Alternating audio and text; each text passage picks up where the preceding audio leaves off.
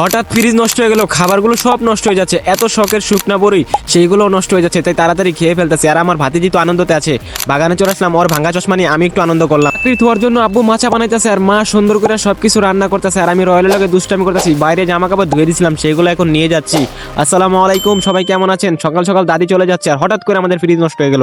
আর আমাদের বাড়ির এই মিষ্টি বুড়িটা দাদির সাথে যাওয়ার জন্য চেষ্টা করতেছে, আর বাসার ফ্রিজটা নষ্ট হয়ে যাওয়ার কারণে এখন আমাদের অনেক খাবারগুলো নষ্ট হয়ে যেতে পারে, সেই জন্য সব খাবার নামিয়ে রাখছি। আর ছোট বোন আমার দাদি বেড়াইতে চলে যাচ্ছে, দাদি বাসা থেকে বের হয়ে গেল। আর আমার ভাতিজি ওদের সাথে যাওয়ার জন্য অনেক বায়না ধরেছে, কিন্তু ওকে নেয় নাই। তো ওরা চলে গেল, এখন বাসা চলে আসলাম। বাসা আসার পরে দেখি আমার মনটা খারাপ, কারণ আজকে হঠাৎ করে ফ্রিজটা নষ্ট হয়ে গেল। এখন মনে করেন ফ্রিজের যত মাল সামান আছে, খাবার দাবার, তারপরে সবকিছু রাখবো কোথায়? এই শুকনা বড়িগুলো নষ্ট হয়ে যাচ্ছিল, তো চিন্তা করলাম এখন কি করা যায়।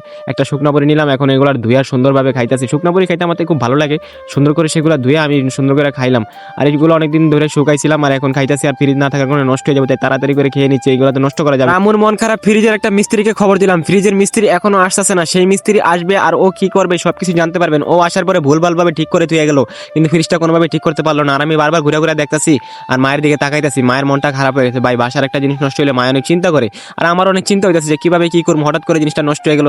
আর আম্মু এখন চিন্তা করতেছে মিস্ত্রি কেন আসতেছে না। মিস্ত্রিরে বলে রাখছি, ও বলছে কিছুক্ষণের মধ্যে আসবে। আর আম্মু বাড়ির কাজ সবগুলো গোছায় নিতেছে। আমাদের বাড়িতে কিছু লাকড়ি ছিল, সেইগুলো সেই ঠিক করে নিতেছে। এই লাকড়িগুলো অনেকদিন ছিল, এখানে পড়েছিল, শুকায় গেছে, এখন সেগুলোকে ব্যবস্থা করে রাখতে হবে, তা নাহলে বৃষ্টি আসলে যেগুলো ভিজে যাবে। সেই জন্য আম্মু এগুলো রেডি করে নিচ্ছে। আর এগুলো লাকড়ি রেডি করার পরে মিস্ত্রি হঠাৎ করে চলে আসলো। এই মিস্ত্রি আসার পরে যা করলো রে ভাই, আয়সা তো সে কিছু না বুঝা মনে করেন ফ্রিজটারে খুললা, এই যে টিয়া কইরা জ্বালাই টালাই দিয়া সবকিছু মনে করেন উল্টা পাল্টা করে লাইলো। লাস্টে কইতাছে যে এর হইব না, অন্যভাবে ঠিক করে লাগবে। আব্বা তো বাইরে কাজ করতেছিল, হ্যাঁ ঘরে দেখতে পারেন, এই দেখেন মিস্ত্রি সুন্দরভাবে কাজ করতেছে, ভাবলাম কি হয়ে যাবো গা, তো কিছু হইলো না। আর মনে করেন হ্যাঁ মনে করেন সবকিছু দেখলো, কিন্তু গ্যাস বলে বাইরে হইতেছে ফ্রিজ থেকে। এখন কইতাছে যে ফ্রিজটা কেমনে কি করা যায়, আরো বেশি টাকা লাগবে, এখন ফ্রিজ ঠিক করুন যাবো না। ভাই, এই ধরনের কাজ থেকে আপনারা একটু দেখে শুনে করাইবেন। দেখেন প্রথম একটা বায়না করলো আর পরে আরেকটা কি করলো। এই কথা শুনে মায়ের মনটাও খারাপ হয়ে গেল, আমারও মাথা হাত পড়ে গেল। কি করবো ভাই, এখন বিকাল হয়ে গেল, সারাদিন রান্না করার চিন্তা ভাবনা করছে, আর এখন রান্না করতেছে আর আব্বু ওইটা বানানো শেষ করে ফেলেছে। আর আম্মুর মুখের দিকে তাকাইলে আমার নিজের থেকে মায়া লাগতেছে, মনে করেন সব নিয়ে চিন্তা করতেছে, ফ্রিজে কি রাখবো কি করবো। অনেক খাবার দাবার ছিল, সেগুলো সব নষ্ট হয়ে যেতেছে, আর কারো ফ্রিজে রাখবো, তাদের ফ্রিজে জায়গা নাই। তো এখন বাগানে চলে যাইলাম, বাগানে একটু ঘুরে দেখলাম ভালো লাগে কিনা, মনটা ভালো লাগতেছে না। হঠাৎ করে ভাতিজিকে দেখি ভাঙা একটা চশমা নিয়ে আসি, হাসাহাসি করতেছে, তাই চিন্তা করলাম তার সাথে একটু দুষ্টামি করি, যদি মনটা ভালো থাকে। আর ওরে নিলে আমার মনটা এমনি ভালো হয়ে যায়। তো ওরে কুলে নেওয়ার পর ও কইতেছে যে বাগানে যাবো ঘুরতে, টাটা দিতেছে সবাইকে। আর আইতেছে বাগানে, এখন ওরে বাগানে আইছি, বাগানে আর পর আবার বাসায় দৌড়ে আইলাম, বাসায় আবার ওরে লয়ে আইলাম, লয়ে আর বিলে ছেড়ে দিলাম। আর এমন দৌড় দিতেছে ভাই, আর দেখেন কেমন করতেছে, এইদিকে ওদিক ঘুরতেছে আর চিন্তা করতেছে কই যাবো। আমি ওরা ধরে রাখছি যে তুমি এদিক যাও না, আর আমার দায়িত্বতে আছে, আমার লগে আছে, খেলাধুলা করতেছে, খুব ভালো লাগতেছে।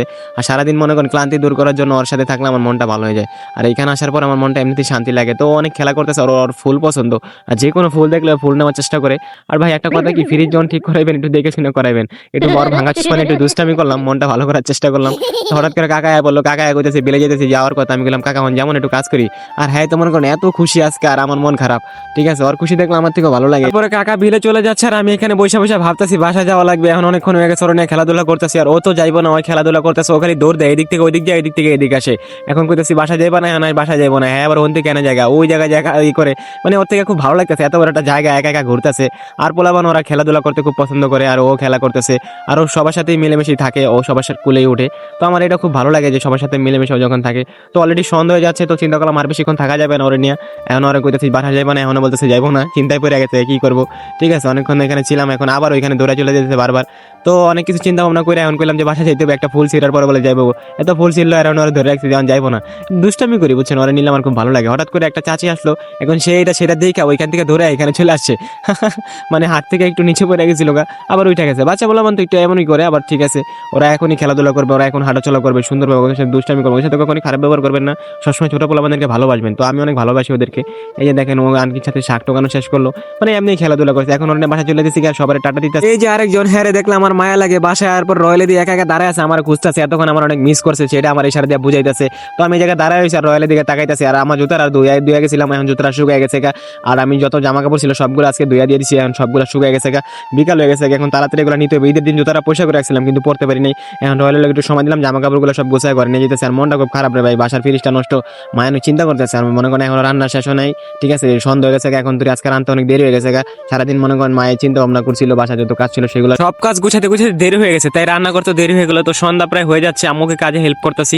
এই মুরগির বাচ্চা দুইটা সুন্দরভাবে ধরে ওইখানে রেখে দিলাম, আর রয়্যালের সাথে ও খেলা করতেছে। ও সন্ধ্যার সময় ঘরে এসে যা শুরু করছে। আমাদের মতন ভুল আপনারা করবেন না, ভালো মিস্ত্রি দেখাবেন যদি বাসার কিছু নষ্ট হয়ে যায়। তো আমরা আর ভুল করবো না, এখন ভালো মিস্ত্রি দেখে ফ্রিজটা ঠিক করার চেষ্টা করবো। সবাই দোয়া করবেন আমাদের বাসার যেন আগের মতন সবকিছু ঠিকঠাক হয়ে যায়। তো আসসালামু আলাইকুম, সবাই ভালো থাকেন।